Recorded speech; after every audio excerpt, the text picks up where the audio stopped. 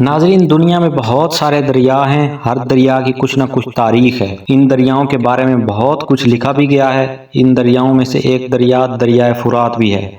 اس دریا کا مسکن یا اوریجن یعنی یہ دریا کہاں سے نکلتا ہے، کہاں پر اینڈ جا کے ہوتا ہے، یہ کن کن علاقوں کے درمیان بہتا ہے، اس دریا کی مکمل لمبائی کیا ہے اور قیامت سے اس دریا کو کیا اہمیت یا نشانیاں حاصل ہیں، اس ویڈیو میں آپ تک یہ سب معلومات پہنچائی جائیں گی۔ چینل کو اب بھی لائک اور سبسکرائب کر لیں تاکہ ہم بار بار اس طرح کی ویڈیو میں ملتے رہیں۔ فرات کا اصل مطلب ہے پانی کا بڑا بہاؤ۔ یہ مغربی ایشیا کے اہمیت یافتہ دریاؤں میں سے ایک ہے۔ ٹگرس سے مل کر یہ میسوپوٹیمیا کے دو معروف دریاؤں میں سے ایک ہے جو کہ اہمیت کا حامل ہے۔ دریائے فرات ترکی سے نکلتا ہے۔ یہ اس دریا کا اوریجن ہے، یعنی یہ اس کا سٹارٹنگ پوائنٹ ہے۔ اس کو نہر فرات کے نام سے بھی جانا جاتا ہے۔ دریائے فرات شام اور عراق کے درمیان بہتا ہے، جہاں یہ ٹگرس سے شط الارض سے ملتا ہے اور وہاں سے خلیجی فارس میں جا کر گرتا ہے۔ اس دریا کی ٹوٹل لمبائی کی اگر بات کریں تو 2800 کلومیٹر ہے، یعنی یہ اس کی لمبائی 1700 میل جا کے بنتی ہے، جو کہ ایک وسیع دریا ہے۔ اس دریا کو دنیا کا بڑا دریا بھی سمجھا جاتا ہے۔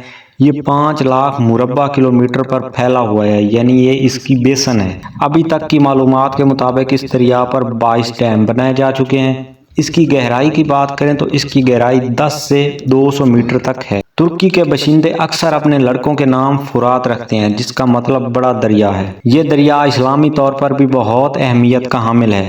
حضور صلی اللہ علیہ وآلہ وسلم نے فرمایا، قیامت اس وقت تک قائم نہ ہوگی جب تک کہ دریائے فرات خشک نہ ہو جائے، اس میں سے سونے کا پہاڑ ظاہر نہ ہو جائے، جس کے لیے لوگ آپس میں لڑیں گے اور ہر 100 میں سے 99 لوگ مارے جائیں گے۔ آپ کو چاہیے کہ اس دریا میں سے کچھ نہ لو۔ میدان کربلا میں اس دریا سے شہداء کو ایک قطرہ بھی پانی کا نہ پینے دیا گیا۔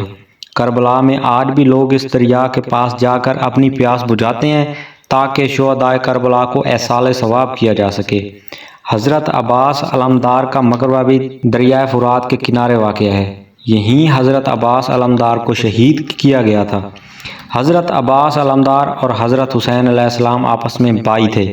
دریائے فرات شاہراہ ریشم کا حصہ تھا، جو کہ سنٹرل ایشیا اور میسوپوٹیمیا کے درمیان تجارتی راستہ بھی تھا۔ تاریخ میں کئی نقل مکانیاں اور فوجی آپریشنز اس دریا کے کنارے کیے جا چکے ہیں۔ ایشیا اور افریقہ کے درمیان یہ ایک تجارتی راستہ ہے۔ یہی وجہ ہے کہ اسے دنیا کا راستہ یا ورلڈ روڈ بھی کہا جاتا ہے۔ قدیم میسوپوٹیمیا کے 2 شہر ابو ہریرہ اور موریبت اس دریا کے نیچے موجود ہیں، اور یہ عام طور پر کہاوت مشہور ہے، اللہ جانتا ہے کہ اس میں سچ ہے یا جھوٹ ہے۔ اس کے کنارے آج بھی ایک گاؤں واقع ہے۔ اس گاؤں کی ایک مسجد بھی ہے جو کہ دریا میں ڈوب چکی ہے۔ اس کے مینار بھی نظر آتے ہیں اور چھت بھی نظر آتی ہے، باقی نیچے سے اس کا بیس پورا پانی میں ڈوب چکا ہے۔ اسی دریا کے متعلق حضرت عمر رضی اللہ تعالیٰ عنہ نے فرمایا تھا کہ دریائے فرات کے کنارے ایک بکری کا بچہ یا کتا بھی مر گیا تو عمر اس کا جواب دے ہوگا۔ ناظرین، جیسے جیسے ٹائم گزرتا جا رہا ہے دریائے فرات خشک ہو رہا ہے۔ اس میں سے سونے کے چھوٹے چھوٹے ٹکڑے بھی نکالے جا رہے ہیں، جو کہ لوگ یہ کام وہاں کے دیہاتی کر رہے ہیں جو